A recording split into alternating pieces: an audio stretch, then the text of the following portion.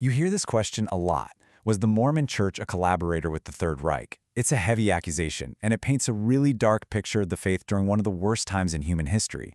But this story, it's filled with way more than just simple assumptions.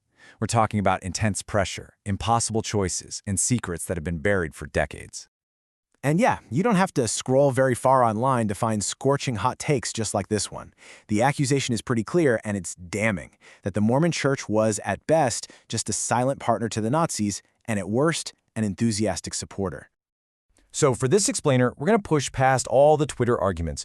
We're digging into the actual documents, the first-hand testimonies, and even some recently uncovered secret Nazi intelligence files to see what they really tell us. So here's how we're going to break it down. We'll start by getting a handle on the immense pressure the church was under. Then we'll look at the difficult and, frankly, uncomfortable compromises it made just to survive. We'll meet some of the heroes and the dissidents within its own ranks, and then we'll uncover what the Nazis themselves secretly thought about them. Finally, we'll put it all together to understand a truly complicated legacy. Okay, first things first, let's set the stage. When the Nazis rose to power, the Church of Jesus Christ of Latter-day Saints was a small, global faith. We're talking around 860,000 members worldwide. But here's the critical part. Germany had the third largest population of members anywhere. That put thousands of saints directly under Hitler's rule. Now, the church was never officially banned, but it was living under a microscope. I mean, just try to picture this.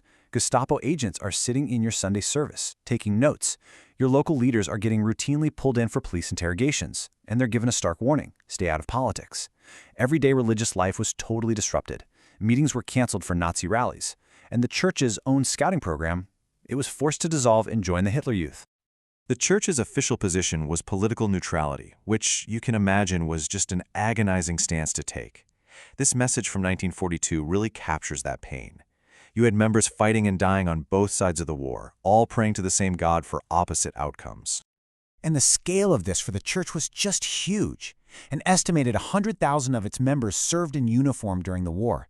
And these weren't just Americans. They were Germans, British, Canadians. They were fighting for both the Allied and the Axis powers.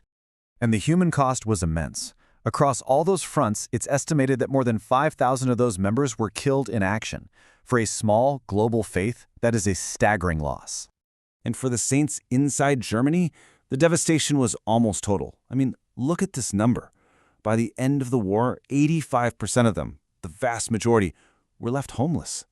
Their lives, their communities, just shattered by the conflict. Now, facing all this pressure, the church in Germany didn't just passively take it. It adopted an active strategy to survive. And this is where the story gets really, really morally complex. Historians sometimes describe it like this. Imagine facing 3 doors. Door number 1 is open resistance. Groups like the Jehovah's Witnesses bravely chose this, and it meant facing concentration camps. Door number 2 is ardent collaboration, becoming enthusiastic cheerleaders for the regime. The church chose door number 3, political neutrality and accommodation, basically trying to find a way to coexist and survive. And that strategy of accommodation led to some deeply uncomfortable actions. Church leaders tried to find common ground, emphasizing things they had in common, like an interest in genealogy, which, of course, the Nazis prized for proving so-called racial purity. To avoid provoking the regime, they voluntarily censored their own hymns and lessons, taking out any mention of Zion or Israel. They even had American missionaries coach the German Olympic basketball team, creating this public image of cooperation. But here's the thing, right? The story of the church is really the story of thousands of individuals, and their responses were anything but uniform. The membership included heroes, villains, and absolutely everyone in between. And you can't find a more stark example of this than within a single congregation. On one side, you have Helmut Hubener, a teenager who became a resistance hero, executed for handing out anti-Nazi pamphlets. But on the other side, you have his own local leader, Arthur Zander.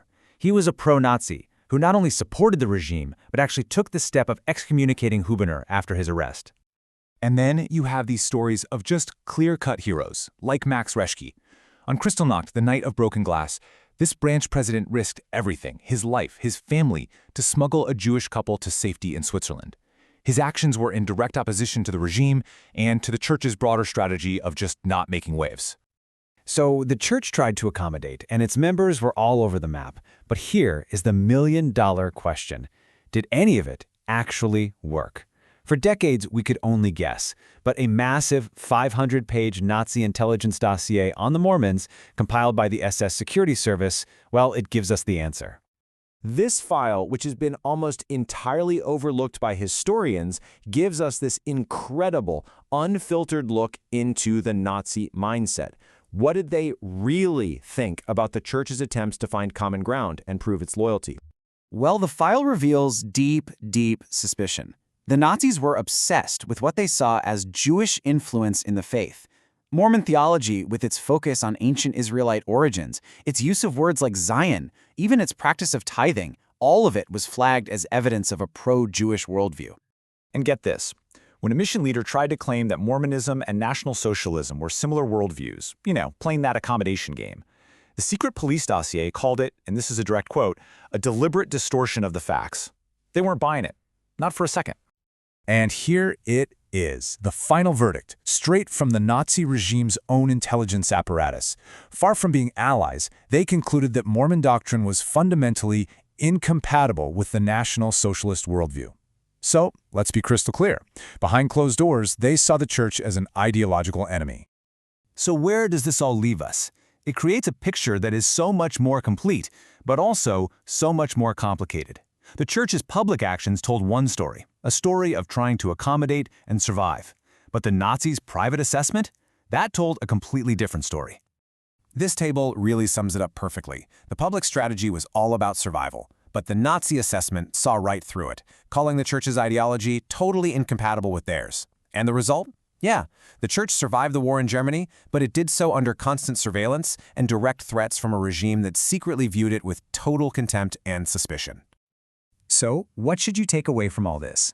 First, the church was not an ally of the Nazis. It was a closely watched suspect. Second, the strategy of accommodation was all about survival. It was not a sign of shared beliefs. Third, the members themselves were a mix of collaborators and heroes. And maybe most importantly, the Nazis' own secret files prove they saw Mormonism as an ideological opponent, not a friend. This history leaves us with a profound and really uncomfortable question. It forces us to move beyond easy judgments and confront the terrifying choices people have to make under totalitarian rule.